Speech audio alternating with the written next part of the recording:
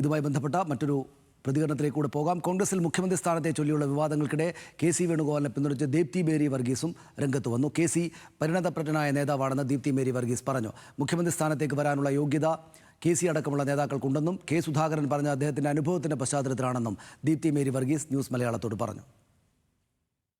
ഏറ്റവും ശക്തരായ നേതാക്കളുള്ള കേരള നേതൃത്വം അതിൽ ഏറ്റവും ശക്തിയുള്ള അതിലൊരാൾ തന്നെയാണ് കെ.സി. വേണുഗോപാൽ. എന്താ സംശയം?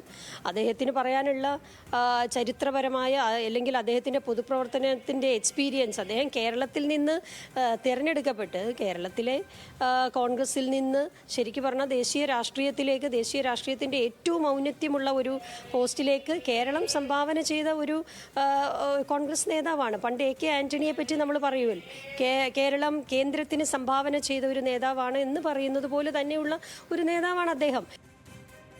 സഹിൻ ആന്റണി വിവരങ്ങളുമായിട്ട് ചേർന്നു. സഹിൻ, ഇതിപ്പം കെ.സി. വേണുഗോപാൽ മികച്ച വലിയ നേതാവാണ്, കേരളത്തിലെയും രാജ്യത്ത് തന്നെയും കോൺഗ്രസിൻ്റെ ഏറ്റവും വലിയ നേതാവാണ്. അതുകൊണ്ട് ആ കാര്യം പറയുന്നതിൽ, ഏതെങ്കിലും ഒരു നേതാവ് പറയുന്നതിൽ എന്തെങ്കിലും അത്ഭുതം കാണേണ്ടതില്ല. പക്ഷേ ഇപ്പോൾ അങ്ങനെ ഒരു പ്രതികരണം വരുന്നതിൽ സ്വാഭാവികമായിട്ടും കെ. സുധാകരനും കൂടെ വന്ന സാഹചര്യമുണ്ട്. മുഖ്യമന്ത്രി സ്ഥാനത്തേക്ക് കെ.സി. വേണുഗോപാൽ നന്നായിട്ട് തയ്യാറെടുക്കുന്നു എന്ന വാർത്തകളുള്ള സാഹചര്യമുണ്ട്. അപ്പോൾ അതൊക്കെ വെച്ച് നോക്കുമ്പോൾ അവരുടെ വാക്കുകൾ എങ്ങനെ വ്യാഖ്യാനിക്കണം?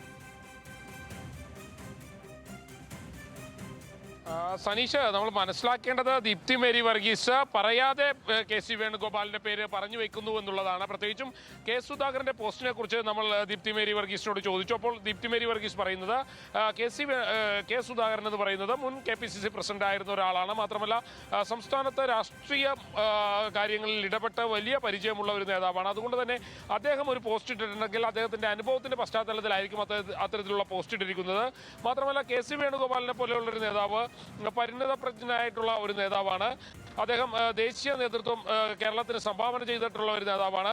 അതുകൊണ്ട് തന്നെ കെ.സി. വേണുഗോപാൽ മുഖ്യമന്ത്രി സ്ഥാനത്തേക്ക് വരുന്നതിൽ തെറ്റില്ല എന്നുള്ള ഒരു നിലയിലാണ് ദീപ്തി മേരി വർഗീസ് സംസാരിക്കുന്നത്. മറ്റൊന്ന്, വി.ഡി. സതീശൻ പ്രതിപക്ഷ നേതൃസ്ഥാനത്തുണ്ടെങ്കിലും ഈ ദീപ്തി മേരി വർഗീസിനോട് നമ്മൾ ചോദിച്ചപ്പോൾ മനസ്സിലാക്കാൻ കഴിയുന്നത് പണിയെടുക്കുന്ന, അല്ലെങ്കിൽ ആരാണ് പണിയെടുക്കാതെ വരുന്നത്, എല്ലാവരും പണിയെടുക്കുന്നു എന്ന് തന്നെയാണ് ദീപ്തി മേരി വർഗീസ് പറഞ്ഞു വയ്ക്കുന്നത്.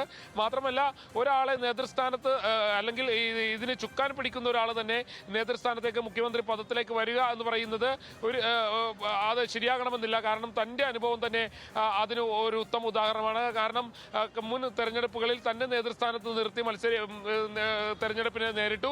എന്നാൽ പിന്നീട് മേയർ അടക്കമുള്ള കാര്യങ്ങൾ മറ്റൊരാൾക്ക് നൽകുന്ന ഒരു അവസ്ഥയുണ്ടായി. അതുകൊണ്ട് തന്നെ നേതൃത്വം നൽകുന്ന ഒരാൾ തന്നെ ഈ മന്ത്രിസഭയിൽ നേതൃസ്ഥാനത്തേക്ക് വരണം എന്ന് പറയുന്നത് ശരിയായ ഒരു നടപടിയല്ല, അല്ലെങ്കിൽ അങ്ങനെ തന്നെ ആകണമെന്നില്ല.